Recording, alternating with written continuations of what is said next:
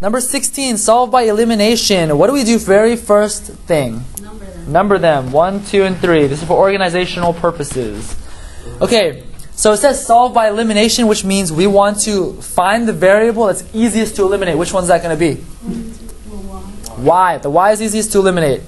So we have to pair the equations off. What pair can we make? Which pair should we put together that would eliminate y? 1 and 2, okay? 1 and 2. So equation 1 was 3x minus y plus 3z equals negative 4. And equation 2 was 2x plus y plus 2z equals negative 6. Okay, now some of us got confused the first time here. When we combine these equations, we're adding both the equations together. So we add all the terms together. So it's going to be 3x plus 2x. What's that? And we have positive y plus negative y. That is going to cancel out, which is what we want.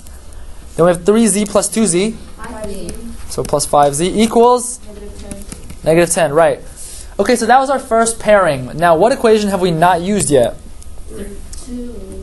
3. We didn't use number 3 yet. And which equation can we pair 3 with to eliminate the y? 1. There is no... Okay. You bring up a good point. We should label this as number 4. New equation number 4. But anyways, when we're pairing the equation 3, you got to pick one from the original 3. Alright, so equation 3 was x plus y minus 8z equals negative 13. Equation 1 was 3x minus y plus 3z equals negative 4. I have a question. Yes. Does it matter which one you choose? Alright, so when we add these together, what are we going to get? 3x. We got x plus 3x. 4x. You're skipping ahead over there. 4x, Y cancels out. right? And negative 5. Negative 5z, because it's negative 8z plus 3z. That's negative 5z. Equals? Negative 17, right. And we're going to label this as equation number 5. So once you get your two new equations, you automatically pair those two together. So we're going to pair 4 and 5 together. Equation 4 is 5x plus 5z equals negative 10. And equation 5 was 4x minus 5z equals negative 17. If we add these two equations together right now, is anything going to cancel? The 5z's, right, because we got positive 5z, we got negative 5z. So by combining these two equations, the 5z's will cancel, and what's going to be left? 9x equals negative 27. That's right, 9x equals negative 27. Now I can solve for x by doing what? Divide by 9. Divide by 9, so x equals? Negative 3, that's very important. 3 is going to give you the answers. So that's one of the variables, x equals negative 3.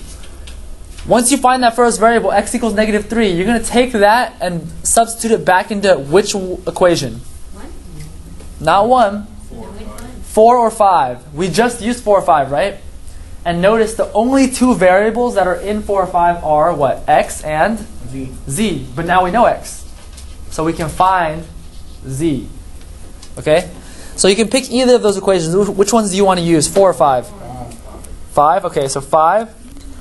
So 5 was 4 times x, but what's x? 3. Negative 3. So 4 times negative 3 minus 5 times z equals negative 17. What is 4 times negative 3? Negative 12. Okay, negative 12 minus 5z equals negative 17. And I want to solve for z now. So how do I do that? Add 12. Wait, is it okay if you use 4? Because I use 4. That's fine. You'll still get the same answer, yeah.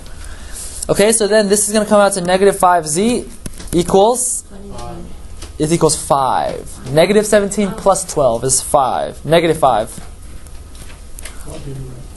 Okay, so then, now what? Divide by negative 5, so z equals? Negative 1. Negative 5 divided by negative 5. Negative 1. It's 1, that's right. Z equals 1. So now I have x and z. What do I need to look for? Y. And which equations do you see y in? 3. 1, 2, or 3. So you can pick any of those. Lacey obviously chose number 3, so we're going to use equation 3. And you're going to substitute the x value and the z value into one of those three original equations. So x was negative 3, right? And then it's plus y We don't know what minus 8 times z. But what's z? 1. 1 equals negative 13. So now we're going to simplify some things out. We got negative 3 plus y minus 8 equals negative 13. What do I do after this? 8. We can combine like terms first. You can do it your way where you add 2 steps, right? Or you can just combine the like terms. If we combine the like terms, what do we get? Negative 16. Y minus 11, because negative 3 and negative 8 combine as negative 11 equals negative 13. And then what do we do from here? Add 11, so y equals? Negative 2. That's right. You got it right, but what's your final answer? Because this is not your final answer. The bracket thing. The parentheses, and then? Negative 3. Negative 2. And 1. That's right. It goes x, y, and then z. Very good. And that is number, what is this? Number 16.